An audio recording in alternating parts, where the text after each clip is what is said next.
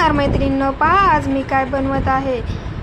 तर आता शेंगदाण्याचे आणि गुळाचे पौष्टिक असे लाडू मी बनवत आहे। ते उपवासालाही चालतात आणि असेही खूप पौष्टिक असतात। लहान मुलांसाठी पण ते चांगले असतात। गुळ आणि शेंगदाण्याचे लाडू शरीरासाठी आणि उपवासासाठीही चालतात ते। तर आता मी इकडे घेतलेले आहे शेंगदाणे, एक वाटी कढई गरम करून त्यामध्ये भाजून घेत आहे मी। कढई गरम झाल्यावरती शेंगदाणे टाकून घ्यायचे आणि कमी गॅसवरतीच ते 5 मिनिटं चांगले भाजून घ्यायचे। जास्त फुल गॅसवरती नाही ठेवायचे भाजायचे, कारण फुल गॅसवरती वरून जळतात, आतमध्ये भाजले जात नाहीत। तर असे साल काढून पाहिजे आणि मग समजायचं आपले शेंगदाणे भाजलेले आहेत। तर आता मी इकडे काढून घेत आहे एका ताटामध्ये शेंगदाणे थंड होण्यासाठी। तोपर्यंत मी आता त्यासाठी गुळ किस करून घेत आहे गुळाचा। तर आता मी एक वाटी शेंगदाणे घेतलेले आहेत, तर गुळ थोडा त्यापेक्षा कमी घेत आहे, एका वाटीपेक्षा किस। जर तुम्हाला जास्त गोड आवडत असतील तर तुम्ही जास्त गुळ पण घेऊ शकता। तर आता इकडे शेंगदाणे पण थंड झालेले आहेत आणि याच्या जर साली तुम्हाला काढून घ्यायचे असतील तर घेऊ शकता। मी तसेच बारीक केलेले आहेत, कारण साली पण चांगले लागतात, चव चांगली लागते सालीनेही।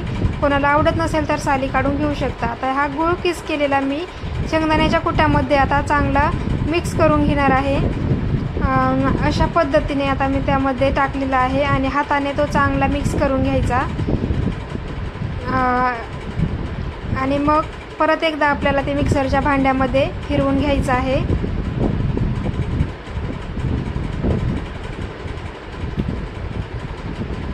अशा पद्धतीने हाताने चांगला चोळून ते चांगला मिक्स करायचा। आता मी मिक्स करून घेतलेला आहे। आता मी ते मिक्सरच्या भांड्यामध्ये टाकून एकदा त्याला एक गरका देते, म्हणजे ते चांगलं मिक्स होईल गुळ आणि शेंगदाणे। तर आता अशा पद्धतीने मी बारीक करून घेतलेला आहे। परत आता हाताने ते असं चोळून घ्यायचा आणि आता लाडू बनवून घ्यायचे आहेत आपल्याला। तर पहा तुम्हाला कशी वाटली माझी रेसिपी गुळ आणि शेंगदाण्याचे लाडू, तर मला नक्की सांगा। आणि रेसिपी आवडली तर चॅनलला सबस्क्राईब करा, लाईक करा। पहा आता अशा पद्धतीने बनवून घ्यायचे। मी मीडियम साईजचेच बनवून घेत आहे, जास्त मोठेही नाही आणि छोटे पण नाही। तर असे बनवून ठेवू शकता तुम्ही, मुलांसाठी पण खूप पौष्टिक असतात आणि उपवासाला पण चालतात। तर आता पहा मी एक लाडू बनवून घेतलेला आहे अशा पद्धतीने। खूप सोपी पद्धत आहे। गुळ आणि शेंगदाणे तर घरात असतातच प्रत्येकाच्या, तर असे मुलांसाठी बनवून ठेवू शकतो आणि आपल्याला उपवासालाही बनवू शकतो। जास्त टाईम पण लागत नाही, खूप कमी वेळामध्ये होतात हे लाडू आणि खूप सोपे आहेत, काहीही करावं लागत नाही। फक्त शेंगदाणे भाजून घ्यायचे आणि गूळ त्यामध्ये मिक्स करून घ्यायचा आहे आणि लाडू बांधून घ्यायचे आहेत असे।